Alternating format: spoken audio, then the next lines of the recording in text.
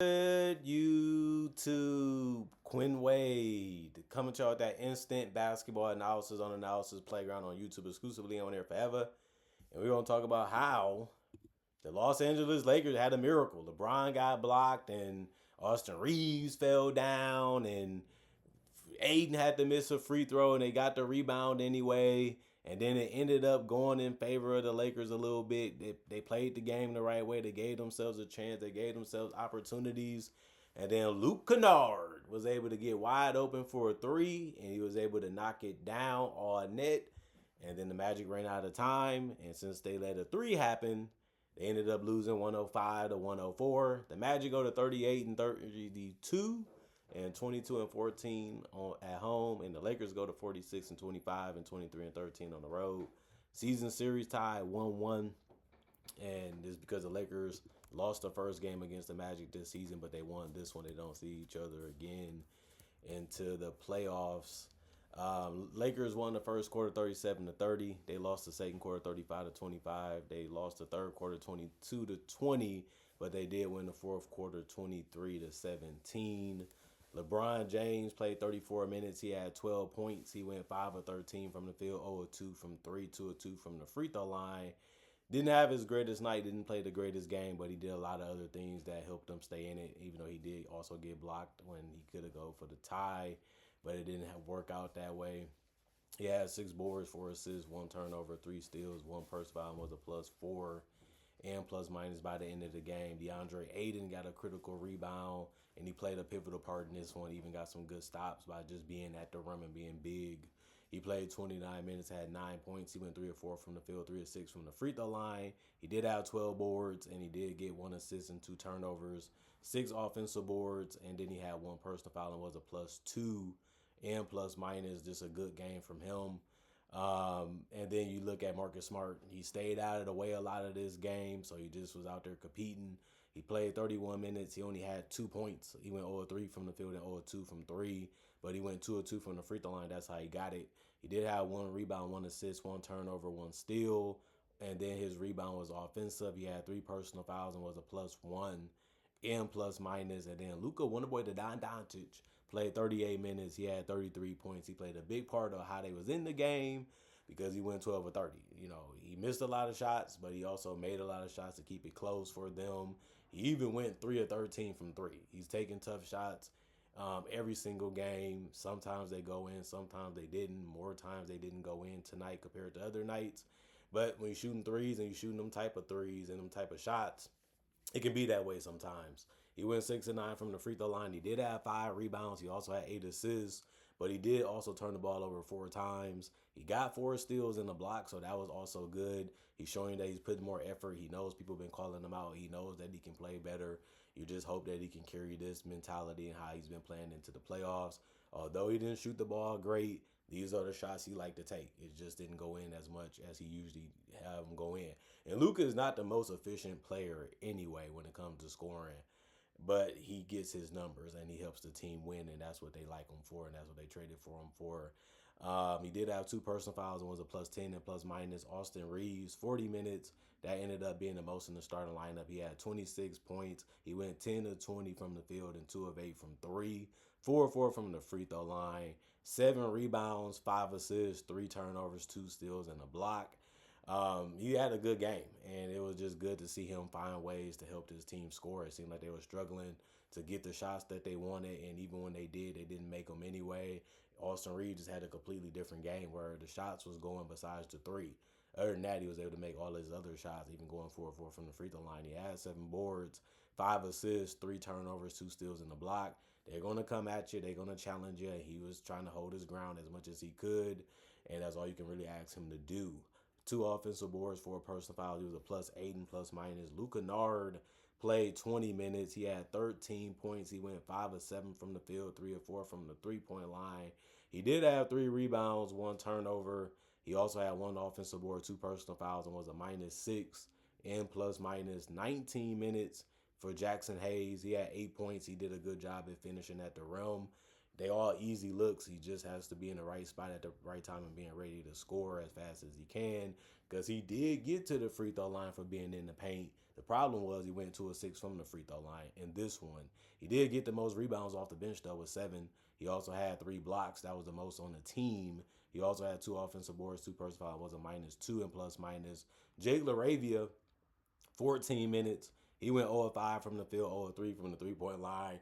I liked the shots he was taking. He didn't make any of them in this one. The scoreless games are the toughest ones because you want to make the shots. You feel like you're going to make your next. That's a mentality you have to have as a basketball player. He just didn't get the results that he wanted. No turnovers. He had a steal, 4 personal fouls also, and 1 offensive board, 1 -9 and plus minus. Obviously, when you're missing shots and you're not playing the greatest defense either, the coach ain't going to want you to stay in the game that long. He's going to want to go with somebody else. And Rui Hachimura had 15 points. He knocked down the elbow jumper. Other than that, he missed the other one. He had 1 rebound, no turnovers in the block, 1 personal foul, and was a -3 and plus minus. And then Orlando Magic, it looked like they was going to get it. It looked like they was going to win it. But they found a way to have miscommunications and breakdowns, and it gave the Lakers a lot of life, and they ended up using that to their full advantage to win the game. Paulo Banchero, he could have did better in this one too. 36 minutes, 16 points. He was getting the shots that he wanted, like the mid-ranges, the threes. These are shots that he felt comfortable with. He felt like he was going to make them. He didn't get the result that he was looking for. He went 4 of 14 from the field, 0 of 3 from the 3-point line. He mainly was scoring at the free throw line. It's tough to keep him off the free throw line, but he did a good job of making them. If he didn't do that, this game probably would have been even uglier for the Magic. He did have 6 assists. That helped their offense too because he does gain a lot of attention because of his ability to attack and score the way he likes to. His style is really good. He's a bruiser. 5 rebounds, 3 turnovers, 3 steals, and a block. He had 2 offensive boards, 3 personal fouls, and a -18 and plus minus. He is a competitive guy, so if you're trying to score on him, he's going to make plays on the ball. Sometimes it's going to get him in foul trouble. Sometimes it might get him a steal or a block. It worked a lot in this one. Tristan Da Silva, 21 minutes. He had 12 points. He went 4 of 6 from the field, 2 of 3 from the 3-point line, 2 of 2 from the free throw line. He didn't take a lot of shots, but he took the open ones and he took the shots that ended up making the most sense by reading the defense the right way. So he played the right counter guide in this one, especially as a role player. Get open and just try to attack when you can. It ended up working for him.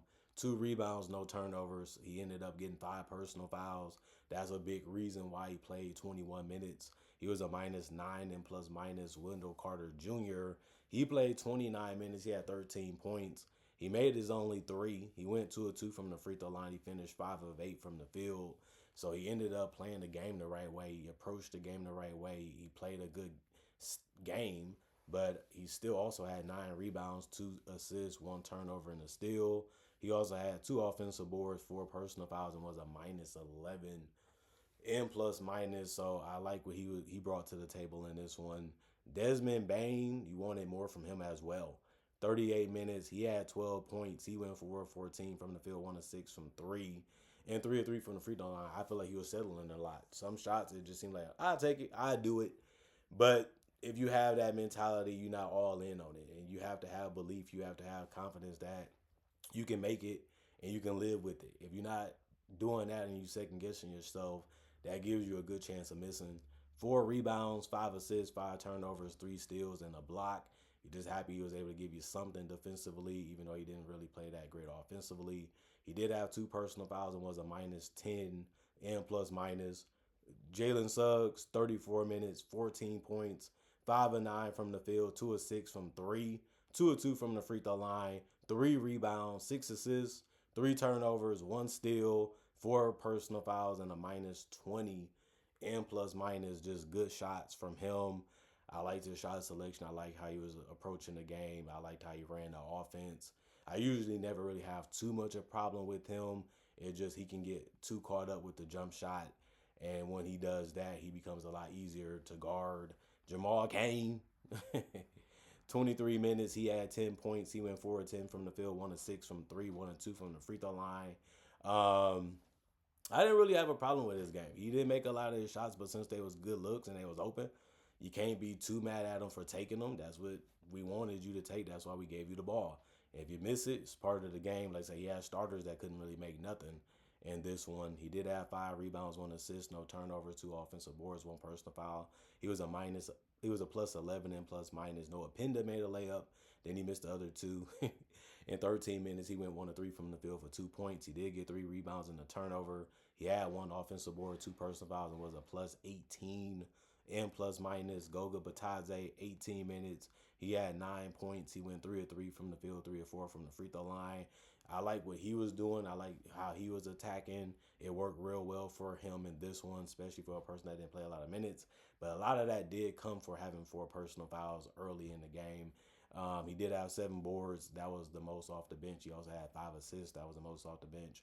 He also had 2 turnovers. That was the most off the bench. But he did have 5 offensive boards, meaning he was out there competing for every possession that he can get. You got to play hard to impress the coach. He was a plus 9 and plus minus. Javon Carter played 21 minutes. He had 13 points. He hit the wide open shot sometimes, but he missed majority of the time. In this one, he finished 3 of 11 from 3 and 5 of 13 from the field. They like what he's doing. They're liking how he's running things. They're liking his shot selection.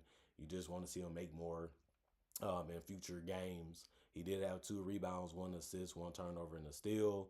1 personal foul and a plus 18 and plus minus. Jett Howard, 7 minutes. He had 3 points. He went 1 of 3 from the field. He made his only shot, which was a 3.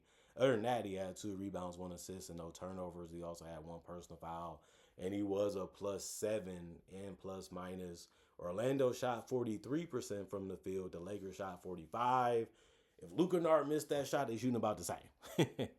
Orlando shot 30% from 3. The Lakers shot 25%. And then 23 free throws for the Magic. They shot 91% from the free throw line. That kept them in the game a lot of times.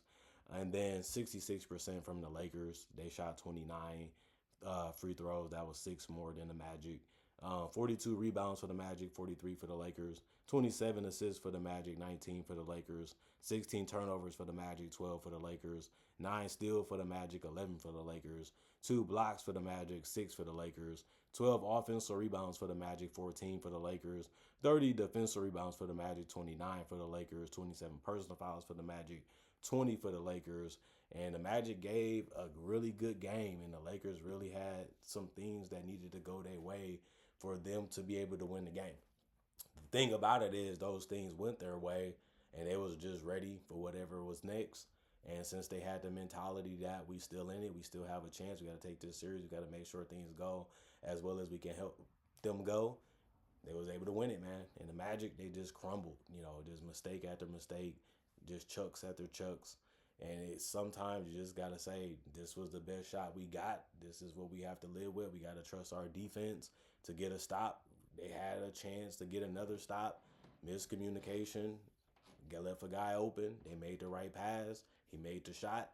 You can lose games just like that. You got to be on it and stay locked in and focused the entire 48 minutes because you never want to know when somebody's going to get hot. You never know when somebody's going to get confidence.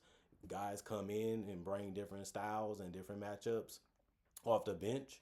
And if you're not bringing your A game, the NBA is a good teacher of you can lose. And y'all playing to win. You're playing for livelihood. Y'all playing for your own bragging rights.